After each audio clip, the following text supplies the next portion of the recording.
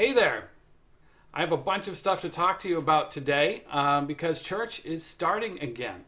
Last Sunday was our final lay worship service for the summer. Bob McBride preached it, and it was great. Thank you, Bob. And thanks to everyone who participated in any of the summer worship services. They're great fun to put together, a little bit more complicated than the usual worship services because it's not me and Tara and I never get that quite right, but you know what I mean. It's people from the congregation, volunteers, preaching and reading and setting up the services, singing sometimes, playing instruments. It's been great. So thank you all.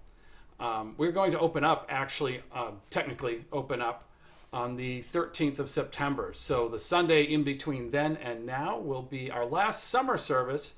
But Tara Humphreys is back to work, so she will be preaching it, and we're all looking forward to that. So let me just give you some updates about what the fall will be like. Of course, it will be different. We've never had to open church in quite this way before. So let's just sort of run through some things really quick, just to let you know what's going on. The big stuff is that, of course, worship, for right now at least, will still be online at YouTube, on our page, and right afterwards we will continue to meet for coffee hour over Zoom. And that will be sort of the central part of our worship life. That will continue as it has back in the spring. We've sort of have a system now worked out, and things move right along in the planning and production, and we're putting out some pretty good stuff. So feel free to invite your friends, right? Inviting your friends is now more easy than it has ever been, or easier than it has ever been, because now all you have to do is send them a link and say, hey, I thought you'd like this. And you can do it after church. You can do it anytime during the week. They don't have to come to Zoom. And it's an easy way to sort of get people thinking about these issues. And believe me, people who are not going to church are thinking about a lot of really church-like issues these days. It's hard not to, because we're thinking about issues of justice and issues of peace, as well as existential issues, life and death, illness and health, and all those things are the sorts of things that we talk about at church. So even though you might be like, oh, my buddy's not that religious, first of all, how do you really know? Don't think for your friends. Let your friends think for themselves. They can always say no. And also, they may actually be thinking about these things and just not know that they are religious questions. A lot of people have some weird ideas about church, partly because church has sometimes promoted those weird ideas. We're not one of those churches. So please, feel free to invite your friends to worship services. So with that out of the way, I wanted to mention a few other things, because a lot of us really feeling like we'd like to get together and like to see people in person, even though it's not always safe. So we have some other plans, some other things worked out for smaller groups that should help. First of all, Pub Theology will be starting again, and we will have pub outdoors for people who want it. We'll probably have a Zoom pub for people who don't, but we can have small Pub Theology-sized groups outdoors. Obviously, you got to bring your own beverages and snacks. That's just part of the life we're in, but we can see people out on our lawns, equidistant from each other, and have conversations about important issues. Down here at the parsonage, we bought a fire pit. We know some other people have them as well, so we're hoping to just keep pushing this through the fall, actually, and being able to visit, and then we'll see what the winter's like. Hot cocoa might just help get us through with some outdoor gatherings. So keep that in mind.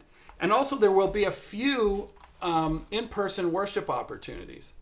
The first one will probably be on Kickoff Sunday, which I said, again, is the 13th of September, in the afternoon.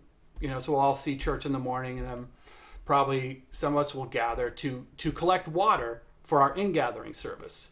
There'll be more information about that, but I just want you to be thinking about it. Remember your water, and if you're able to participate in the in-person one, we'll find a time and we can all gather out in front of the church and collect the water for the in-gathering.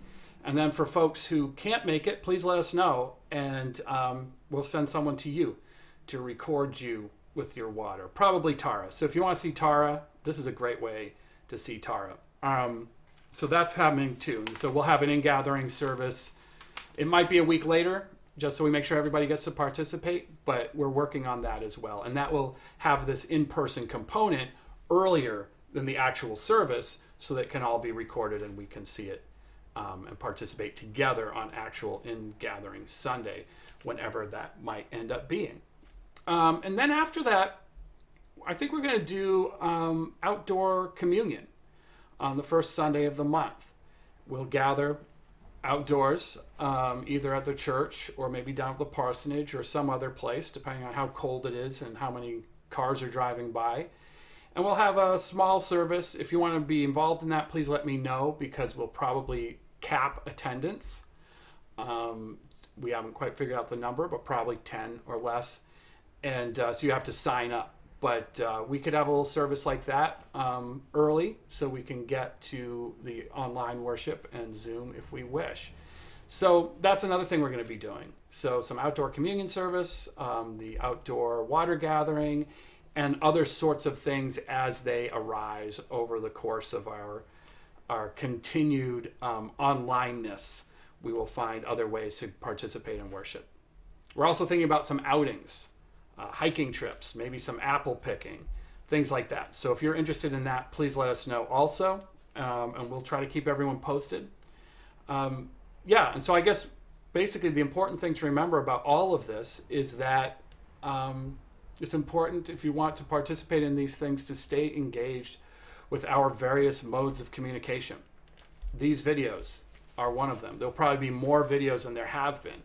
Some on informational things like this, but some on more spiritual issues or topics, and some just things that we're interested in, so that you can connect in that way. So look for the videos in your email or on Facebook. And then also the newsletter will continue to come out. We'll probably reboot. Remember in the spring we had a social justice-y service newsletter. We'll probably bring that back too. So if you're looking for ways to participate, ways to help either in the current crises or the ongoing crises that we always have, there'll be ways to do that in that newsletter so they don't get lost.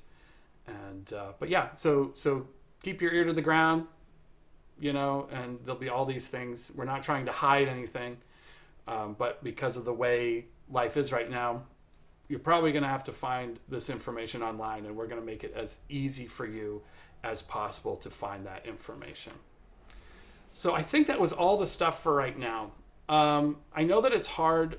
This time is hard for a lot of reasons, and one of the reasons is that during hard times, we like to get together, certainly at the church, for mutual support.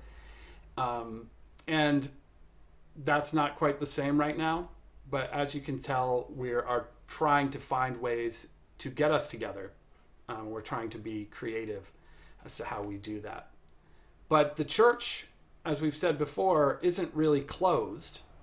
It's just that the building is closed.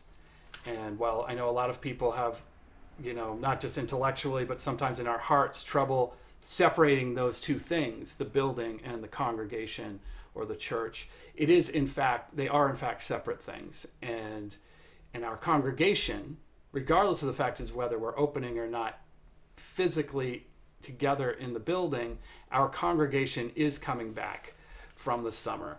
And that is a big deal and very exciting. So I hope you participate. I hope you invite your friends to participate. It's going to be great, and it's going to be different. We're going to do a lot of things that we'll never want to do again, but there may be some things that we go, hey, you know what, this is all right. And I hope that everyone's able to welcome these ideas and these new programs with a certain amount of, welcome, right? A certain amount of openness, because we're just trying new things. And this is the sort of time for that. This is a time for trying new things, because so many of the old things we just physically cannot do.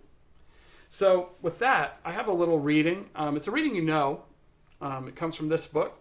lifting our voices. And it's by, let's see,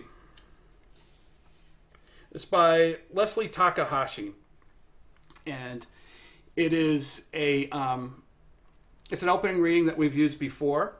And it does talk about being in this particular place, but that place now is out in the world, and is still yet at the same time the Elliott Church. So let's gather together as we get ready for our last summer service and then kick off Sunday. Here in this place of peace, may we find hope. Here in this place of connection, may we find life-giving community. Here in this place of rest, let the unrest of our hearts turn us toward justice. Here in this space, made sacred by memories of connection, let us each feel ourselves part of the new that grows from the old in the spiraling unity of years. So, let us gather together in that spiraling unity of years, drawing from the past, living in the present, and planning for the future, our future and the future of others as well. This is an important time, obviously, in the life of our church and in the life of the country. And I hope you are able, to the best of your ability, to participate and to take part in this period of experimentation and growth. So that's all I have for you. You know how to get in touch with me. There's a number of ways. And until I see you virtually or in 3D, I hope you have a blessed day and week.